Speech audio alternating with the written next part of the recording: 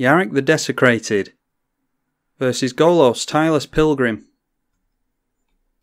Now we can go for a Manglehorn pretty quickly with this hand if our opponent gets into fast mana, so I don't mind keeping this. And I think if we're going to try and get off to a fast start, I don't mind starting off with Lightning Greaves either. So let's get that down and pass over to Golos Tireless Pilgrim. That's 5 mana in... That's 5 generic mana for a 3/5. When it enters the battlefield, you search for a land and put it into play tapped. Then for Wooburgen 2, exile the top 3 cards and you can play them without paying their mana cost. We have not seen a turn 1 play from our opponent, so we will just pass the turn.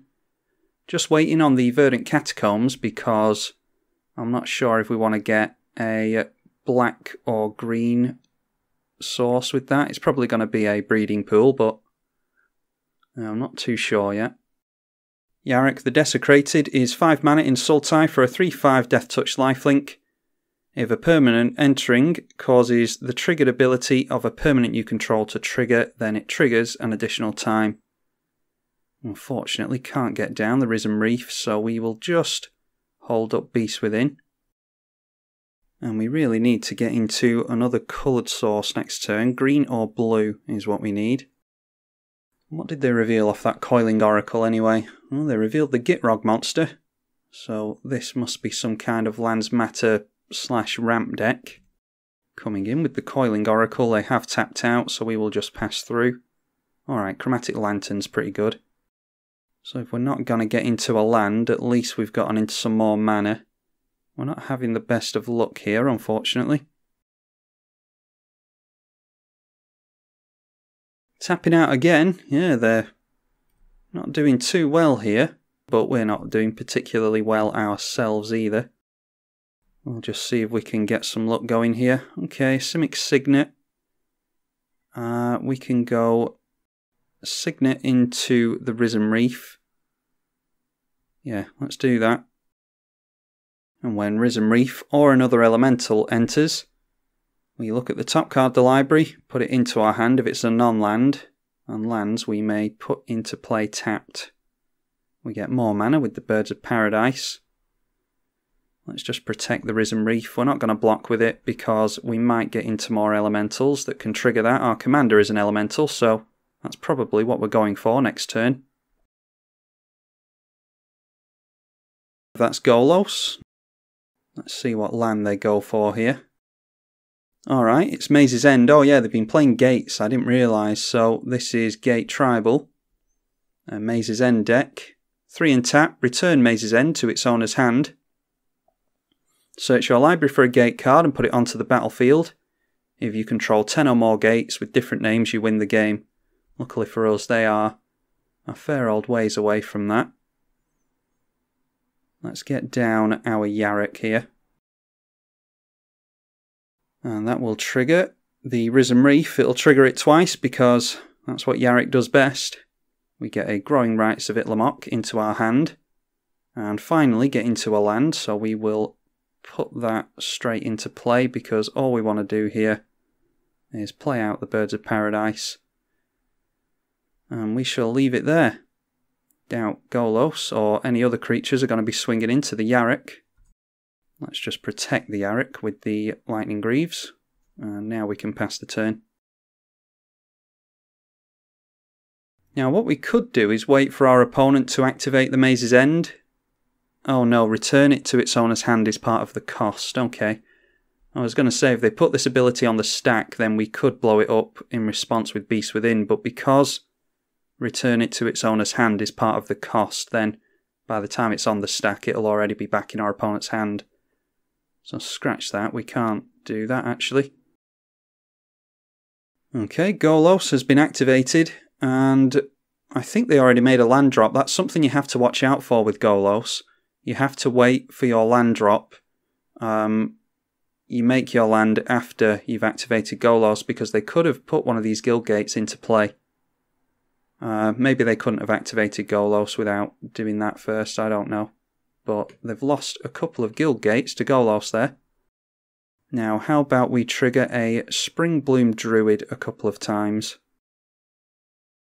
Spring Bloom Druid, when it enters, we can sacrifice a land and get a couple of basics into play tapped. It's kind of like a Harrow, not quite. Let's grab a couple of forests into play tapped, and then the other one will trigger. We will sack one of the tapped forests we've just brought out, and we'll get another couple of basics into play there. Now, Maze's End has been tapped and they can't activate it in response, so I say we go for a Beast Within on that. This is landfall that we don't care about. Yeah, I say we go for Beast Within. Now they have to be able to fish that out of the graveyard if they want to get the Maze's End win. We'll just hold back our commander. They're not going to swing into a commander with Death Touch. There's the Gitrog monster. That was revealed with the Coiling Oracle, so we knew all about that already. And retreat to Hagra. They can either give a creature +1/+0 and Death Touch, or drain an opponent. They're going for the drain here. Cabal Coffers has come in as well. They've only got a couple of swamps, so I'm assuming that they're running the Urborg combo there. Swinging in with Golos, so that makes me think that they want to have Golos die so that they can shoot her for another land, probably for the Urborg. So let's just throw the Springbloom Druid in the way of that. We need to start watching our life total now. Well, I think it's been pretty much every game this card has shown up for Yarok. And I'm not above playing it either, especially with a Gitrog and a Cabal Coffers in play. And the Golos itself is very powerful as well, so let's go for it. Woodland Bellower will trigger twice. And we can search our library for a green CMC creature with power 3 or less. Do we have any other elementals we can grab with this? There's Rex Sage, Lotus Cobra, Fierce Empath. No, they're mostly elves, I think. Alright, so in that case, let's go for the Ice Fang Quattle. That will draw us a card twice because we control some snow permanents. And then another trigger with the Woodland Bellower. And how about we grab just something nice and simple like a Wood Elves. Again, we'll trigger twice. We can go for a couple of forests per, or actually one forest per trigger. Just go for the Bayou and the Tropical Island. And then we can go for Conjurer's Closet as well. And this will flicker the Woodland Bellower. And we can do a load of nonsense again. So again, 2 triggers with the Bellower. And let's get ourselves a Fierce Empath. Fierce Empath will allow us to search for 2 creatures with CMC 6 or greater. So I say we go for Noxious Gearhulk and Progenitor Mimic. And then the second Woodland Bellower trigger.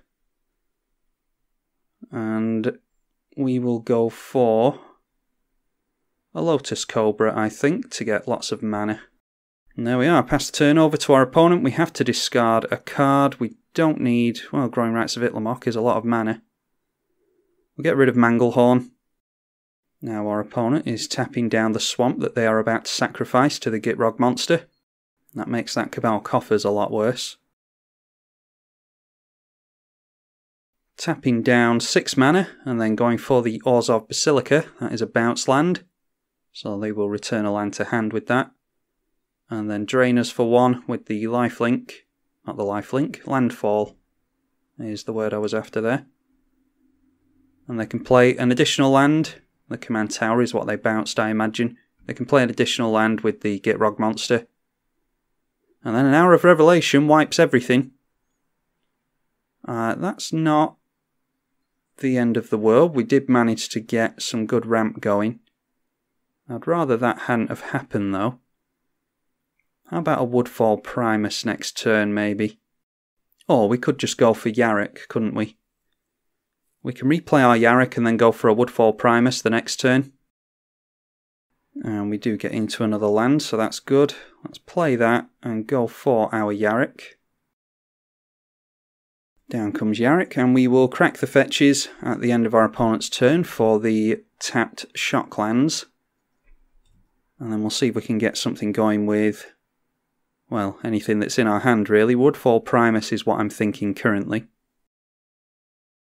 And there is the Golos Tireless Pilgrim. If we go to blow up their Urborg, that they're no doubt going for here, there it is. That actually helps us. I'm going to blow up the Cabal coffers and leave the Urborg, because if we can tap the Nurturing Peatland and the Ancient Tomb for mana without putting life into them, then that's pretty good for us. So I'm going to go after the Cabal coffers and probably the Ozar Basilica because it taps for 2. Let's crack these because we can get different colours with those. We can tap them for black mana, but we're not too desperate for black mana. Grab a Breeding Pool. And a Watery Grave as well. Alright, Field of the Dead. That's nice. Yeah. I don't see any reason not to play that. Let's go for Field of the Dead. We'll get a couple of zombies per landfall trigger now. Luckily, Field of the Dead does include itself. Then we'll swing in with Yarok just for the life gain. Yeah, I thought they might block with Golos there because they like the idea of recasting it with the Cabal coffers. But they didn't fall for that. We'll get down the Woodfall Primus. We can destroy 2 target non-land permanents here. We'll go after the Cabal coffers and the Ozar Basilica. Luckily for our opponent, they did manage to get rid of our Conjurer's Closet. We will just leave it at that and see what our opponent can do now. They've got 1, 2, 3, 4, 5. They can activate Golos once if they want to.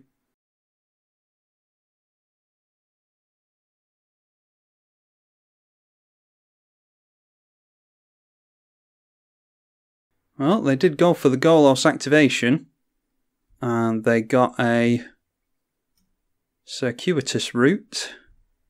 I can't remember what this does. Search for 2 basics or gates, put them in tapped. Yeah, we've gotten rid of the Maze's End, so I'm not too worried about that anymore. And I think they made a land drop already. I think they played an island, so they can't go for the Dust Bowl, which is good. They don't have multiple land drops a turn anymore.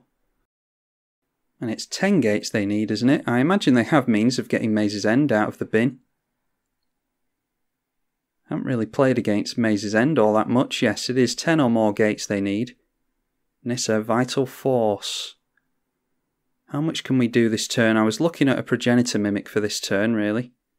That is 4, 5, 6, and then 1, 2, 3, 4, 5. We can go for Nissa, Vital Force and Progenitor Mimic. Then we will untap our basic forest and then tap it down again for the Progenitor Mimic. And this will come down as a copy of the Woodfall Primus. I don't really like blowing up my opponent's lands, but they are in Golos, and Golos can do some really good stuff straight off the top of the library, so yeah. Like I said, I don't really like doing that, going after our opponent's mana, but Golos can cheat out really big, obnoxious stuff, so it's not really something that we can risk allowing our opponent to do too much of. But clearly they didn't think that that was something that they could get out from underneath. And yeah, I mean, they really needed a board wipe there, because with Progenitor Mimic we were going to get another copy of the Woodfall Primus next turn. Plus we were going to get the Landfall emblem off of the Vital Force, which would have meant card draw per landfall, and that would have been card draw twice thanks to Yarok. So yeah, that was going to be a lot to get out from underneath. But it's props to our opponent. We managed to get out from underneath their clutches quite early on, so it's yeah, it's kudos to them for playing it out, and we managed to get somewhat of a satisfactory game going. I think from this point on it was just going to be plenty of card draw. Not that the client is going to show us what we would have drawn into, but it would have been plenty of card draw. We had removal in the Noxious Gear Hulk. We had more removal in the Growing Rights of Itlamok, and a board wipe if we needed one. Plus the rampant card draw from Solemn Simulacrum. So we had plenty of things going, and I don't think our opponent was going to be able to get out from underneath that, so it's a fair concession as far as I'm concerned. Hopefully you all enjoyed that one. That was Yarok the Desecrated. I'm tribalkai on the EDH channel. Thank you for watching.